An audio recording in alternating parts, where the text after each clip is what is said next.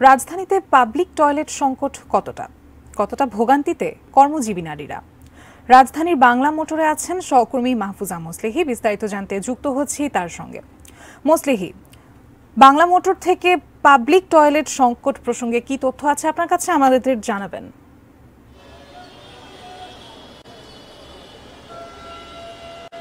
জি আদ্রিতা, আপনি জানেন যে ঢাকা অত্যন্ত ঘন বসতিপূর্ণ এবং যান্ত্রিক একটি শহর, এবং এখানে কর্মব্যস্ত যেসব নারীরা তাদের সংখ্যাও কিন্তু অনেক, এবং প্রতিদিন এইসব কর্মজীবী যেসব নারী এবং নানা ধরনের পেশায় যারা যুক্ত আছেন সেসব নারীদের যারা পথ চলেন ঢাকা শহরে তাদের সংখ্যা কিন্তু 25 লাখেরও বেশি, এবং এরকম সংখ্যা নিয়ে যেসব নারী রাস্তায় পথ চলছেন তাদের সংখ্যার তুলনায় খুবই নগণ্য পাবলিক টয়লেটের সংখ্যা। আমরা বলবো এমনিতেই যে ঢাকা শহরে পাবলিক টয়লেটের যেই সংকট রয়েছে তার বাইরে কিন্তু নারীদের জন্য খুব বেশি সংকট ভোগ করছেন এই মুহূর্তে যারা কর্মজীবী রয়েছেন বা যেসব নারীরা রাস্তায় চলছেন ঢাকার রাস্তায়।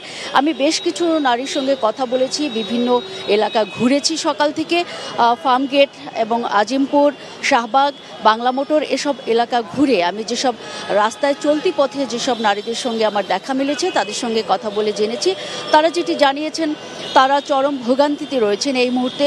বিশেষ করে নারীদের যেসব যে টয়লেটগুলো বিভিন্ন এলাকায় যেসব এলাকায় দরকার ছিল সেখানে একেবারেই নেই, খুবই অপ্রতুল এই সংখ্যাটা আমরা বলবো। বিশেষ করে যেখানে আমি দাঁড়িয়ে আছি এই মুহূর্তে বাংলা মোটর বাস স্ট্যান্ড, সেখানে কিছুক্ষণ আগেই একজন ভদ্র মহিলা বয়সী তিনি জানিয়েছেন যে তিনি দীর্ঘক্ষণ ধরে অপেক্ষা করছেন বাস স্ট্যান্ডে, কিশোরগঞ্জে যাবেন।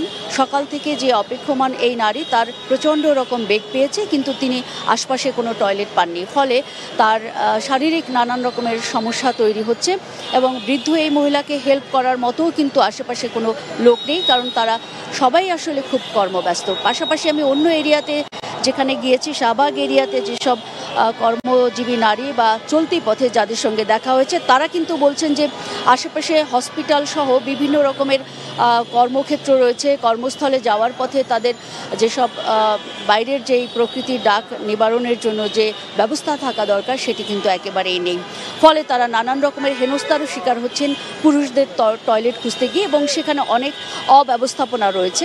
বিশেষ করে শিক্ষার্থী যারা তারাও বলছেন যে শিক্ষা প্রতিষ্ঠানগুলোতে কিন্তু এমনিতেই রক্ষণাবেক্ষণের অভাব, ভাঙাচুরো টয়লেট, এবং তার উপরে কিন্তু তাদের বিশেষ যেই সময়টি মাসের সেই সময়টায় কিন্তু তাদের নানান রকমের সংকটে পড়তে হচ্ছে। দীর্ঘক্ষণ চাপিয়ে রাখার ফলে তারা নানান রকমের যৌনবাহিত রোগেও আক্রান্ত হচ্ছেন।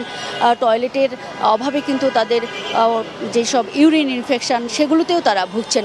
এরকম একটি পরিস্থিতি কিন্তু আমি ঢাকা শহরে সকাল থেকে লক্ষ্য করেছি নারীদের টয়লেটের অভাবে। এই ছিল আমার কাছে।